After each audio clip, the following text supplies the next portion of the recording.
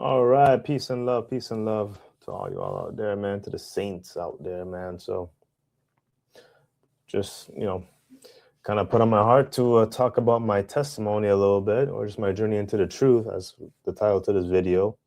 And so I'm gonna put it out there. I mean, this is my channel, so I'm gonna put it out there, man, and just go into it a little bit, man. So coming to Yeshua Hamashiach, or Jesus Christ.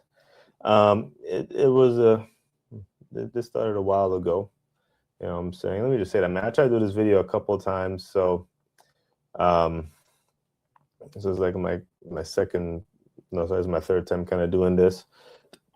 Of course, I want to make it authentic, and so people can receive it the right way. And also, it's just good for the channel too. All together, it is really good for the channel too, man. So it makes things a lot more simpler to talk about, especially from my testimony, from my life experience. So yeah, man. So coming into the truth, man, when I was born in Trinidad and Tobago, grew up Christian for most of my childhood.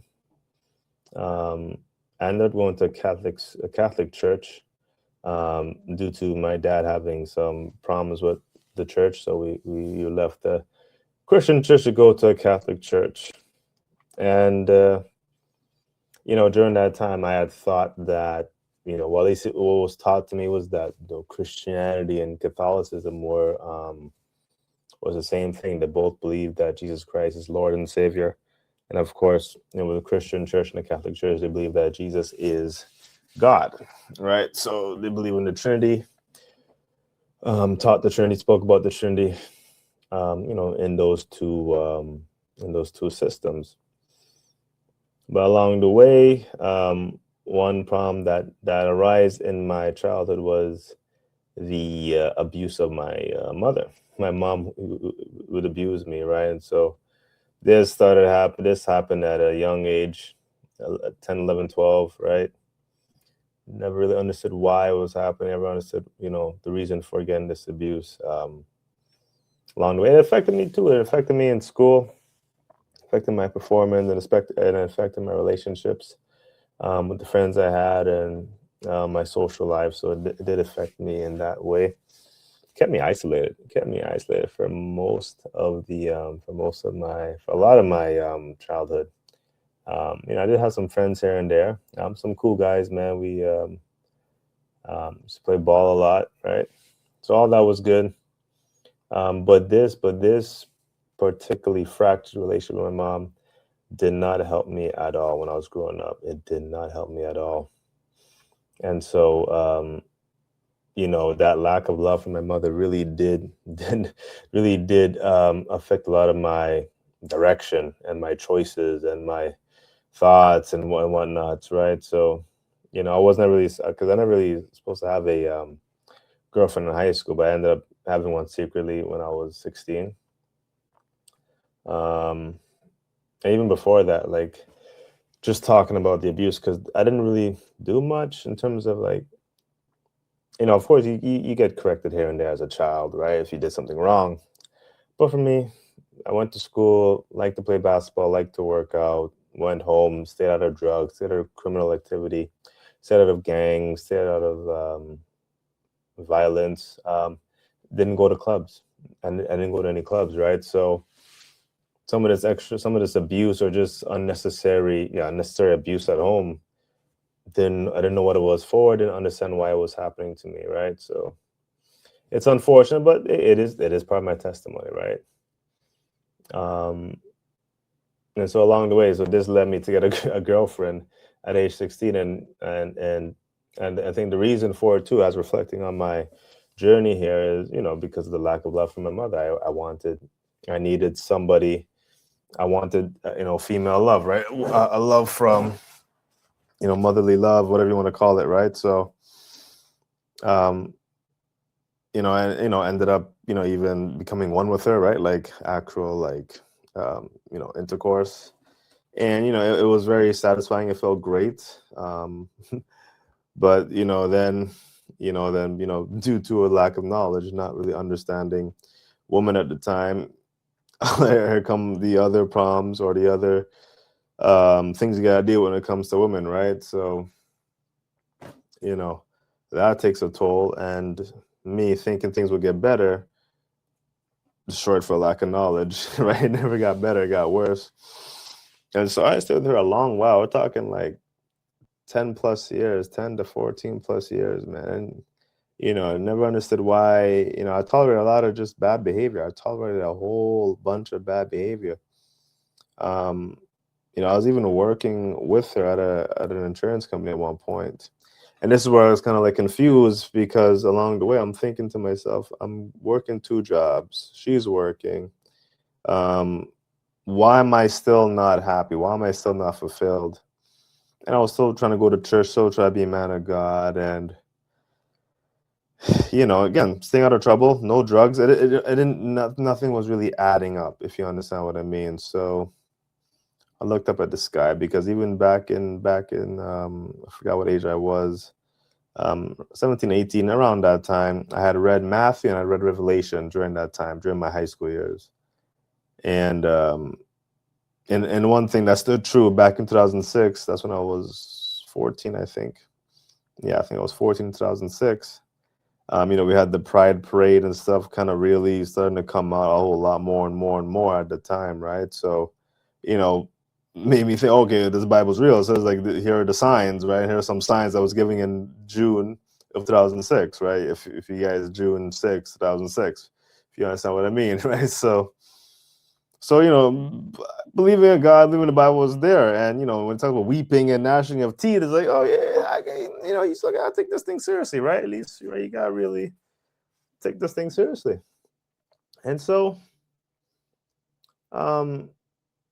yeah. So kind of back to this, when I was working in the insurance with my ex at the time, I don't understand what was I doing wrong? I thought I thought I was doing everything correct. I was working. Um, You know what I'm saying? Paying my bills, not in criminal activity, not in gangs, not a thug, um, and trying to be God fearing. What's the problem? So I looked up at the sky. The prayer I prayed was like, listen, I don't know what your problem is. I'm talking to God here. I don't know what your problem is, right? I don't know what your problem is. Um, you said seeking you shall find, asking there should be given, knock and the door will be open. So then, okay, fine. I'm gonna seek. I'm gonna seek the whole truth, every single truth, the truth about history, the truth about this world, the truth about my peoples and their history, all truth about women, all that. I want every single thing. That's what I prayed for. That's the prayer I prayed. And so I prayed it, I meant it, and I generally sought it. I'm like, okay, well, I don't know where to start, but I'm gonna seek. I'm gonna seek it out. And I generally sought it. And when I say I got the truth, when I pray for this truth, yeah, I got the truth, man. I got, I mean, a whole bunch of stuff came my way. Never, and then you never expected it, man. Never, you never expected it, man. It caught me off guard. This thing caught me off guard. Oh my goodness. I didn't know the world was that bad. I didn't think it was that bad now. Come on. Eye of Hathor, Eye of Horus. You see the signs and you see the 666 and you see, and you don't unsee. Once you learn about this, you don't unsee this, man. You do not unsee it. You see it once and you cannot unsee it. It'll be there for the rest, like, at least for me, for the rest of my life, it's gonna be there. So I couldn't believe this, man. I could not believe this. And shout out to Chronicles of Judah 144. One of the first guys I listened to when it came to the truth. You know what I mean? And one thing about him, y'all can go check him out. He's on YouTube. He has a Patreon. And one thing about him, he don't like fans. So, I'm gonna respect it. I'm gonna respect, what he's put out there, and but just be grateful. Be grateful. Pray. Let another man's lip praise thee. So praise him for his work and he put out, man. I appreciate it because I needed it. I was seeking it, and the Most High put on his heart to put his content out there. And so, you know, it's just gratitude, just a spirit of gratitude I want to put out there, man. So I appreciate all he has done, and I pray the brother's doing well, right? I pray the brother's doing well. So here I am now, and so I'm viewing this channel, and I'm still seeking things along the way, just seeking a whole lot of things along the way, right? And you know, but even all this time, even though I'm seeking for truth, I'm not even reading my Bible. You know what I'm saying? I'm not even reading my Bible, right? So, but continually seeking and seeking. I mean, I put in a good amount of I put in a good amount of time into this, man. A good amount of time into this, man. Anyway, there's one fateful day. There was one thing I was searching for, was adultery versus fornication, right? And I never understood the difference between it, and I was so tired of Christianity too. I was just so tired of how they put things, and it just seems so deceptive all the time, right? And I definitely stopped trusting the world, because like the world don't know nothing, right? Y'all don't know nothing, you know what I mean? But I was searching this adultery, the difference between adultery and fornication, and I came across, you know, there's one man named Pastor Dal, came across this video, and you know, he had a video on this thing, right? So I listened to him, you know, very militant man, you know what I mean? I definitely appreciate when I first saw him, I appreciated the willingness to really stick to the scriptures, right, as much as possible, man. I definitely appreciated that the most, you know what I mean? And you know, the video kind of made more sense to me, answering the question. I'm like, okay, it's starting to make more sense, you know what I'm saying? Oh, excuse me. Oh, excuse me. Sorry about that. So, you know, I started watching more of his videos, man. Watching more of his videos. He has a ministry called Straightway Truth Ministries, and so I ended up watching him around 2017. I think I came across him. Didn't make any sense though. You know, how come it was so hard to find him? You know what I mean? Of course, what's it called? Shadow banned, or I don't know what the word is. Blacklist. I'm not too sure what the word is, man. There's a word when like you can't find somebody's content, right? The algorithms are not picking it up intentionally. Maybe due to like the way how he's bold in his preaching and using certain words, right? So YouTube would not show him as much, because he had so like over 100,000 subscribers at the time when I excuse me, when I followed him. Excuse me, I do apologize for that.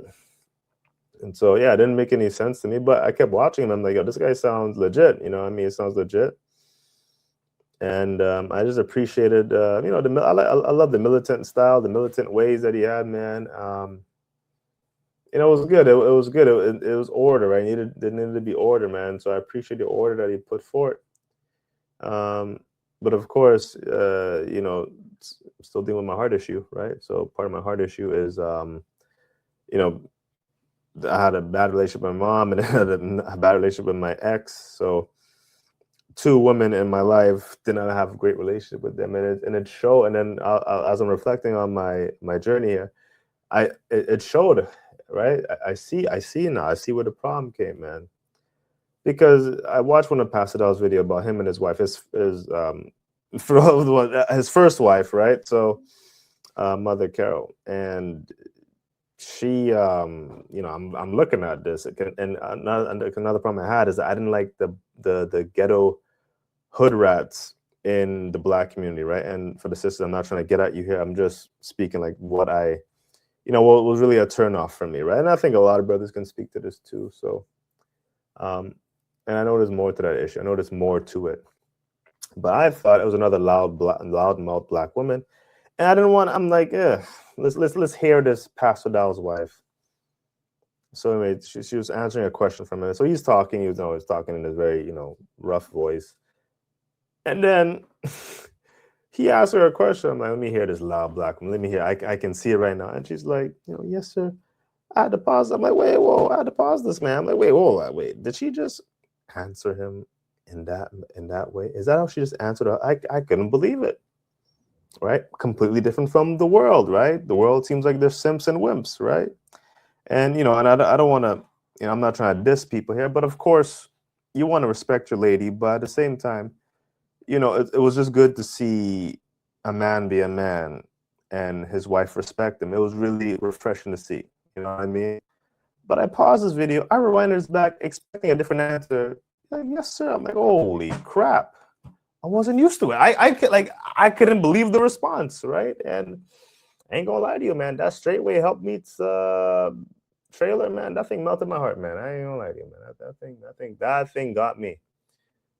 Like, fishing, yeah, that thing got me. That thing took me out, man. So, yeah, man. So that was just, that was just how I kind of. So I ended up joining the Straightway Canada community, and things didn't work out. Unfortunately, things didn't work out between us. But that's okay. That's okay, man. So it's just a part of the journey. But there's one thing that I kept, because I had a heart issue, right? So the one thing I kept struggling with was lust, right? Because when I was with my ex, I would always try to, it was just nice to, I got really attached to the, to her. I guess what you want to call it, a soul tie, right? So this was tough for me, man. This was really tough for me because I had separated from her, and this really caused me to, stumble. And it was really tough for me because one thing about me is that drugs and alcohol it's not an issue for me. Drugs and alcohol was not an issue for me, right? But of course, when you're in this relationship and, part of the godly duties is to, what's the word called, right? As I read my word more, it was to, was like the husband's body belongs to the wife and the wife's body belongs to the husband, right? So, of course, again, more understanding came along the way, you know what I mean? Not being reared up in I don't want to say the church, but I guess not being reared up in the Holy Scriptures, man, really does affect a lot of things, right? So, you get denial in many ways, and a whole lot of denial, a whole lot of rejection in many ways. And it really caused me to stumble, right? Even when I was at Straightway, I had messed up here and caused myself to, I guess you want to say, fornicate or have intercourse with my ex because of that soul tie. It really was a struggle for me. That was really hard for me to, to deal with, man. So, you know what I mean? So that's where I fell, and I messed up there for sure. But so even after my separation from Straightway Canada, I still had to deal with this lust. Man. This lust was killing me, man. So it was a stronghold on me. It was a stronghold on me, right? And when you're getting rejection, right, what do? You find other ways to get the release, get the pleasure. And so this started from home, right? With my mom, didn't get the love, didn't receive any of that, I guess pleasure is the best word I can use right now. I'll just say love. You don't receive that love from your mom, right? It transferred over to my ex, right? My ex-girlfriend. Didn't receive that love from her. What do? You find ways to cope with her or to fill it. And unfortunately, you have, a thing called pornography, right? Out there, the corn, right? Nude images, right? All these things. And it was bad. It was bad, right? It did a number on me. This thing did a lot. It fed my lust, man. It fed my lust. And it's unfortunate. It's unfortunate, man. But I didn't understand this at the time. But you know what? Right? Sometimes, we have to understand God's timing is better. And so I understand this now. I understood it now. So I did some fastings. I did fasting and prayer. Stayed off of social media for a while. You know what I'm saying? Kept the Shabbat. When I went to Straightway, that's when I kept the Shabbat, kept the feast, stayed away from Christmas and Easter and all the other stuff, right? So stayed in my word, just try to stay in the word all the time, even after, just try to stay in my word all the time, keep the Shabbat, stay in the word. So, and and this one day, one fateful day, I was able to overcome this lust. I just kept going at it. I invested some time into. I bought this book called Effortless Escape, to help deal with my lust, man. And then the way how this, I put it in the book, and I always try to stick to the scriptures as much as possible. So I try to connect it back to the scriptures all the time. And so, man, after reading that book, it just helped me overcome. So, and I kept searching for ways to get out of this lust, man, because it was really controlling my life, had dominion over my life. I'm like, yo, I was so tired of it. But thank God right now I've been so much more better, man. I've been so much better. Just kept on striving, and so kept praying, kept working on myself. And so I thank God, man. I thank God for showing me this way. I really do. It gave me the understanding and the wisdom to deal with such things, to deal with these such things, man. Because going, even making this move, man, making this leap, when you start to shave away from the world, right, you realize it's a process, right? As you're among believers that are speaking the word, right? Because being at Straightway, you're on the people there, at least where I was at, I'm talking about. You're around the community where like they're speaking the word to you, you're speaking the word to them, and you're going back. And so now it's bringing a healing that that I truly needed, right? And of course, it's not just in the physical, man. There's a lot in the spiritual, a lot of prayer, again, fasting, all these things, and you realize it's a lifestyle, right? Doing the word, all these, like it's a lifestyle, and you got to make this your life, man. You got to make this your life. So I'm really grateful, man. I'm really grateful. Just I kept going forward, kept seeking Christ, kept seeking Him in at every step. Because this lust thing was pretty much my main thing. This was my main issue. My lust was my main issue, because everything else was pretty fine. I'm not saying I don't have nothing else to worry about. But I knew this was going to be, this is the major stumbling block. And so after being able to overcome this lust, man, I've been enjoying my life, right? You don't have to go to these fake, I don't want to say like these places that have fake pleasure, or just to get like this fake intimate pleasure from within, right? So the true pleasure comes from God. It really does. And that's why the relationship aspect is so important to have with Him.